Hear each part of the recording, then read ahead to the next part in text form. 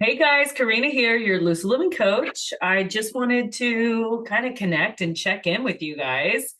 If you're new to my channel, welcome. I'm a healing arts astrologer and I am here and I'm going to talk a little bit what's just been on my astrological mind. Um, we just had the new moon in Sagittarius and that was at 28 degrees. That's actually one of the six new moons. All over the new moons from fall through winter are at 28 degrees. And I think that that's very interesting. It calls to a particular area within your life and in your chart. So if you do not know how to pull up your natal birth chart, I can walk you through that.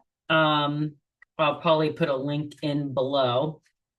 But you want to look at where 28 degrees is in your chart. If you have any planets at 28 degrees or within like a 3-degree orb, like 25, 26, 27, 28, I would say that. And it really depends on the planet as well. But I think we're safe with like a 3 to 4 degree orb in this in this case. So you have to see where it's these new moons are aspecting. So let's just think about 28. Now, 28 is if you add 2 and 8 together, you get a 10. And this is a 9-year, 2025, and next year is 2026, which is a 10-year. So there are some things that we are stepping into that is brand new for us. And I thought that was really interesting. The two in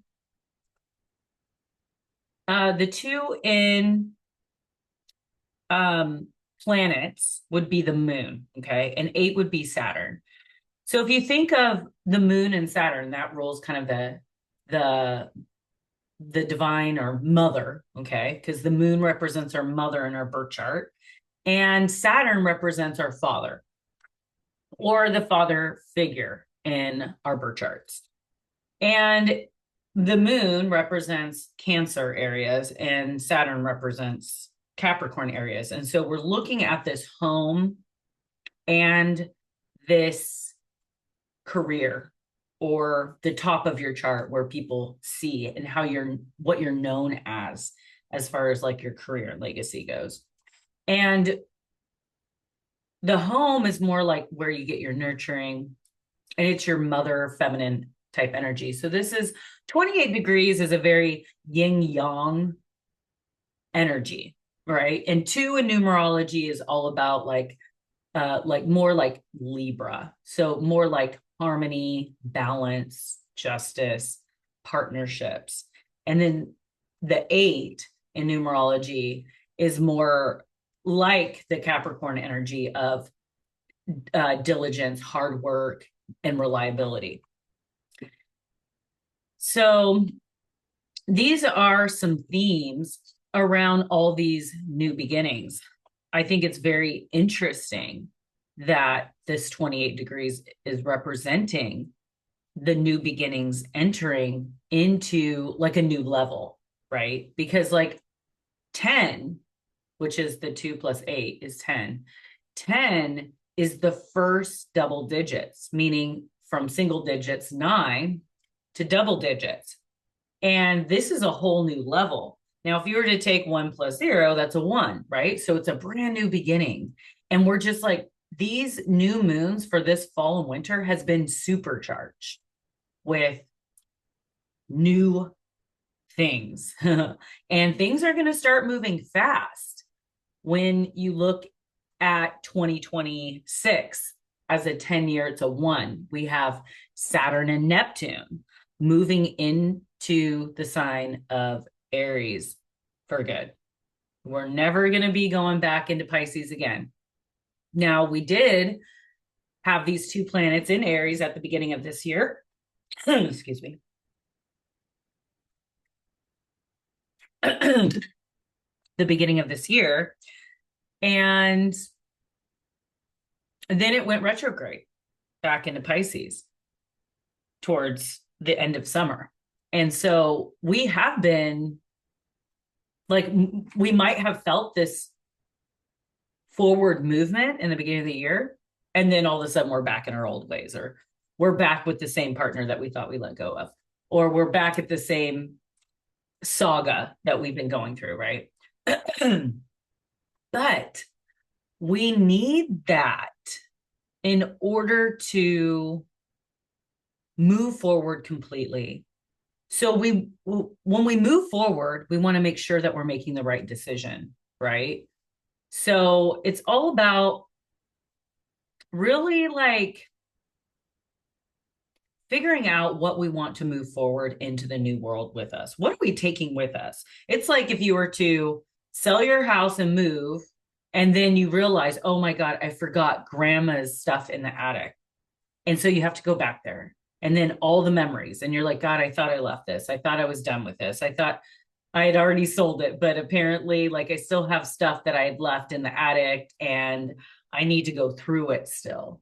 And there's going to be some things that I'm going to leave here, throw away, and some are going with me. So that's kind of where we're at with this Saturn and Neptune at the last degrees of Pisces. And they will enter into Aries once again in January and February. And this is when we're going to start feeling that forward momentum, especially during the New Year's. Okay. So the new Chinese year, New Year is on February 17th. And that is on the new moon solar eclipse in Aquarius, which is huge. Okay. So the new year, the new beginning, new moon, solar eclipse into the fire horse. And the fire horse is extremely fast moving. Things will be speeding forward into February, into the new year of 2026, and just continue. So we want to make sure to start practicing grounding and really tapping into how we feel during this next year. This year was the snake. And so this has been a whole year of shedding and releasing our old skin. Even the 9 is a completion and an ending. So there's a lot of things that have been leaving our life and that we've been reconsidering if we want to bring forward into the new world, into our new life going forward.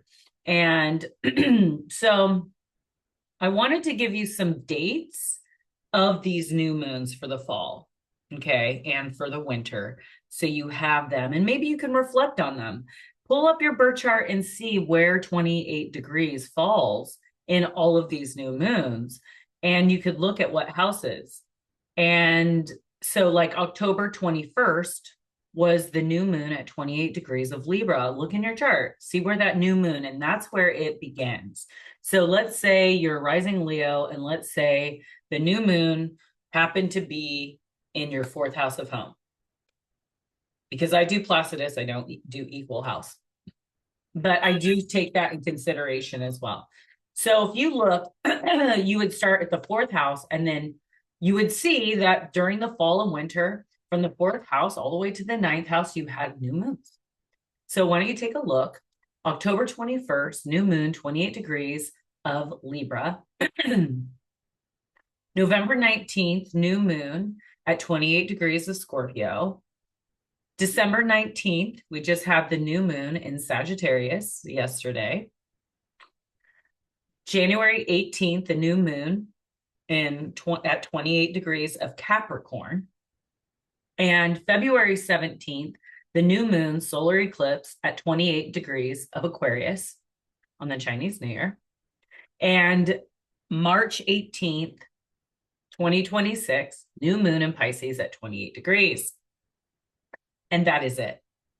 Then the next new moon will be at 27 degrees, and it will start getting earlier in degrees. But did you notice 6 new moons all at 28 degrees is absolutely mind-boggling. It is crazy. It is screaming at me. Wherever you have 28 degrees within those, whatever planets in your chart is getting a focus. It's being triggered by all these 28-degree new moons. So the new moon yesterday was in Sagittarius, okay? And 3i Atlas was the closest to Earth that it has been. And I thought that was really interesting because when 3i Atlas was at the closest to Earth, it was in the sign of Leo. And it was actually in the heart of the lion, which is Regulus, very close to that. And that really tells a story to me, right? 3i Atlas is something that is something new, and it's unexplainable, and it's exciting. And it first showed itself through Sagittarius, which is the teacher, the guru, the what we're here to learn and what we believe. And so maybe what we've believed for a long time to be true is now evolving, it's changing, right? 3i Atlas then went and by Mars, a really close swoop towards Mars, which is the masculine energy. And then it went by perihelion, the sun.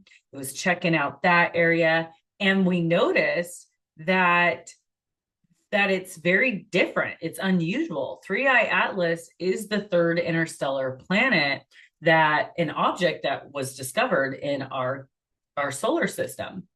And it's unusual because of its interstellar visitor with this very ancient origins, potentially much older than our solar system, leading to bizarre chemical compositions like nickel and iron ratios, and displays a unique, highly organized anti-trail pointing towards the sun, suggesting this unusual physical properties or even a natural shielding mechanism. And they discovered this water blazing, it's like a blazing hose off of it. So there's water involved with this interesting 3i Atlas, the unexplainable object that is very new to us, right? And it was closest to Earth. It was actually exactly at 10 o'clock the night before the new moon on Pacific Coast time. But it was still there for this new moon. And I think that that's very interesting as well. This new moon in Sagittarius, which is about our beliefs, it's about seeing the bigger picture and not getting lost in the details of things. We can stand back and just see what the people and situations that we experience and how we learned from that, and what was the bigger picture. What was the big takeaway? What did we learn about ourselves? What did we learn about others? And how can we better ourselves moving forward, whether that's in a relationship or within our relationships with the world around us? Our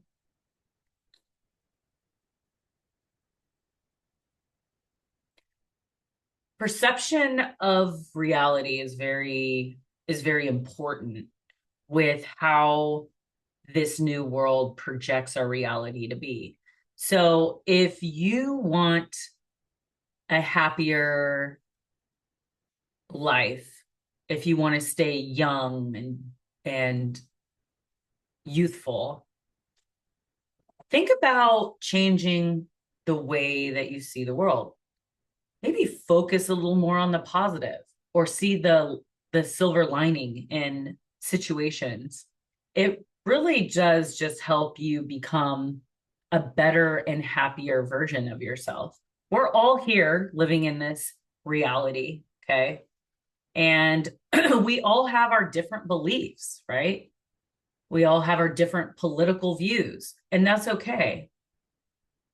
Differences are beautiful. And if we didn't have differences, we'd be all the same. And there is a big chunk of people that are all the same because they all subscribe to the matrix that we're fed, on television and politics. And like, there's so much more than just being and really like listening and believing everything you see. And this is what's going to be changing for the new world. The new world is whatever that you think about, whatever you believe, that will be your reality. That's what you will see. That's what the algorithms will be feeding you. You can't believe everything that you see and hear. I've known since I was in my 20s that television was biased. It was skewing my reality of the world. And it's only giving me little bits that are selling. So you create your reality, even which is what's on the news, on television networks. They they get higher ratings on certain things that they pump out. And so if you are supporting what they're pumping out, and it could be hatred, or it could be like fear and like separation and hateful things on different leaders, and it just really, to me, it's ugly, and I won't support it. So I don't have a television. I don't support any kind of like buying into what I'm being shown. And AI is really showing us that we can be manipulated. And how do we not know that we're being fed correct information or wrong information? Like, how do you know? So why buy into it? Why believe it? Why? I think the only thing that is real is what we experience in our own reality. So if you have very strong beliefs about something, go there, go check it out, go see what is happening. If it's in your reality, it is real. If you're seeing and experiencing it in your real life, not online, because you're not going to be able to believe everything online anymore. So also, this three-eye atlas was discovered in Sagittarius, and Sagittarius is where galactic center is. Now, the galactic center is our black hole. It is where the closest black hole is, which is the Milky Way. We see the Milky Way as all the light and information being sucked into this black hole, and the black hole, in the mouth of the black hole, is where information is stored. So light, I believe, information and light and things travel through black holes. I think we will eventually figure out how to time travel. And I think that AI is going to get us closer to that, where we're in a simulation. Let's say I'm in a simulation and I'm actually experiencing being in Thailand. Like, everything is the same, right? I could walk into a restaurant, it's the same restaurant in the same location, and I'm in it and I'm experiencing it. And I think that there's just going to be some little manipulation with something, right? The molecules or something, and it's going to be like you could be there. I think that it's in the future, I do believe. And I think that we're already seeing, and things I was talking about a year or 2 years ago about like flying cars. And I'm like, it's going to be right here very quickly. And people are like, no, you're crazy. Like, that's not possible right away like that. Like, no, it is. With the amount of technology that we have in AI and ChatGPT, like, this is pretty amazing how fast things are happening. But with this black hole, this is the portal, right? And I really do believe that portal is a way that this three-eye atlas can come in.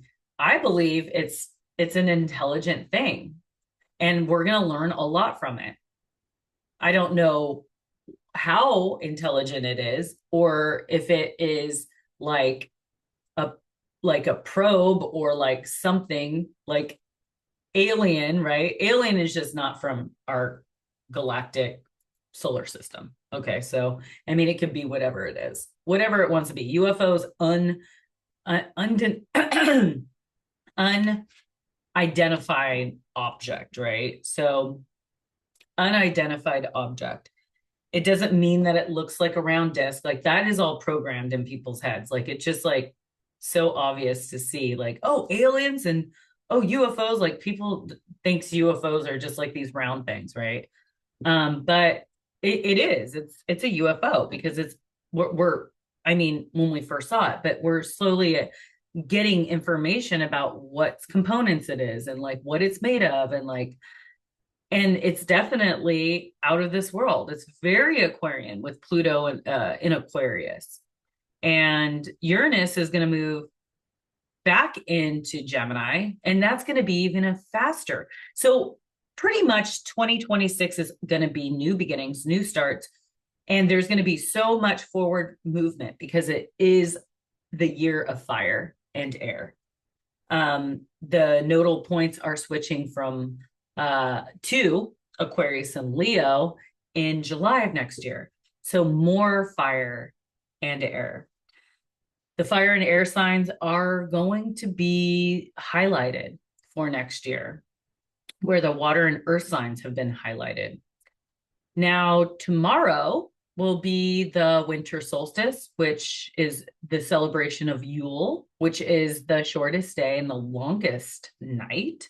It is the darkest night of the year. And this is when we celebrate the return of the sun. Now, today, if you are ruled by the sun like I am, Leo, you are very, very tired. This is the sun square Neptune day because the sun is at 29 degrees, which is the last anaretic degree of Sagittarius before it moves into Capricorn on the winter solstice tomorrow. And Neptune is at 29 degrees of Pisces. So we have this energy that is being manipulated by the lens of Neptune. And Neptune could be delusional. It could be unclear. There's no set boundaries. And we could be just floating in this waiting room. My friend Rebecca described this as being in a hallway when one door opens and you're just waiting. I mean, one door closes and you're waiting for the next one to open. We're in this waiting room, some of us, of the unknown, because there's so much endings and new beginnings. And we're having to take on this new start of a life that maybe we've never really identified with, but now we're identifying with. And so it takes time to really adjust to that new identity. So let's say if you identified as someone's girlfriend or boyfriend, or you identified as a wife or a husband, and now your identity is shifting and it's changing, and you have to figure out who you are now. And so this is this is a lot of this energy too. So I just would like to encourage you guys for winter solstice to light some candles, to maybe if you have a fire pit, to fire that up and create light in the darkest of nights, and just clear and release and burn away anything that is getting in the way of your level up. And just think about what you want to manifest for the next year. How do you want your year to look? How do you want to be? How do you want to feel? How do you want to look? And on Monday, the 22nd, it's a kill or be killed number. It's a great day to set your intentions and manifest your 2026 outlook. It is a great day to make a vision board. So tomorrow, light some candles, get in front of a fire pit, a fireplace, and release and be still and accept that you are in the unknown or the waiting room. And it's like a reset. So these are all reset new moons for fall and winter. So we're resetting to create what we're going to look like next year. We're going to look completely different next year than we do this year. So what is it that you want to manifest and look at? And I'm going to leave you guys with that. I thank you. If you are still around for this video, thanks for joining. Thanks for liking and commenting. It's really, really nice when I see comments, especially if you guys are sharing with me what it is that you're going through, or the growth, or like what you want to manifest, and just putting it out there. If you have any questions, please put them below. If you're interested in a reading by me or astrology therapy and coaching, you can head over to my website at lucidlivingmovement.com. And I'm going to close out with a card reading. Today, I'm having my ugly Christmas sweater paint and sip. Super excited. I have a big group of people, and I'm going to really look forward to connecting with everyone that's already signed up and coming. And yeah, so let's get into what the cards have to say for this interesting transformational weekend that we're going through.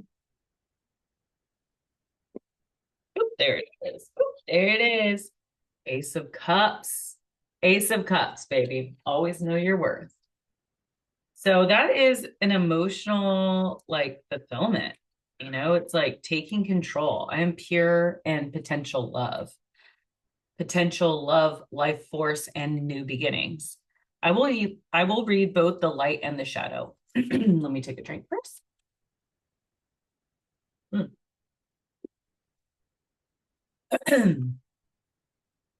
Oh, yeah, put an emoji down below of a fire emoji because of the fire new moon and the return of the sun.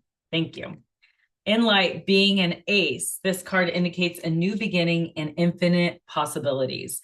Any card in the suit of the cups relates to your emotional life.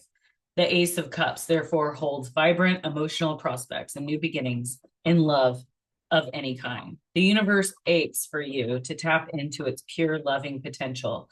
Let the radiant spark of cosmic love, or what yogis call prana, which translates to life force, arises in you.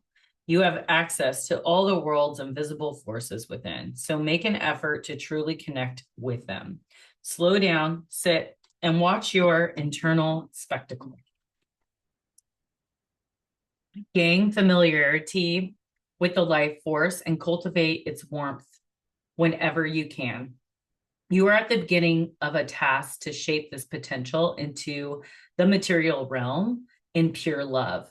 When you match your heartbeat to the heartbeat of the cosmos around you, everything else aligns in its resonance.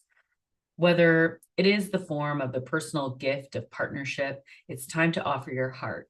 At the end of the day, love is all that matters. And the shadow Ace of Cups suggests that the time has come to expel old and bottled up emotions, to make space for the new ones. Doing so requires you to feel everything and let it pass through you. It is the only way to let go of stagnant energy. And when you allow life force to flow without obstruction, you will in turn flow through life with more ease. You will be free to invite the abundance of love into your circumstances. This is the mode of the universe. Let the affectionate cosmic current infuse all your actions going forward. Stay receptive to its powers, and start by accepting yourself as you are. Say, I love you more often to others, but also to yourself. You deserve your own kindness. And when you do love you, you can extend that love beyond yourself. The radiance tip, a great way to cultivate and connect to life force, is with breath work. Practice for a few minutes a day and witness what emerges. So that's pretty beautiful. Thanks for joining, and I'll see you in the next video. Peace out, your Lucid Living Coach, Karina.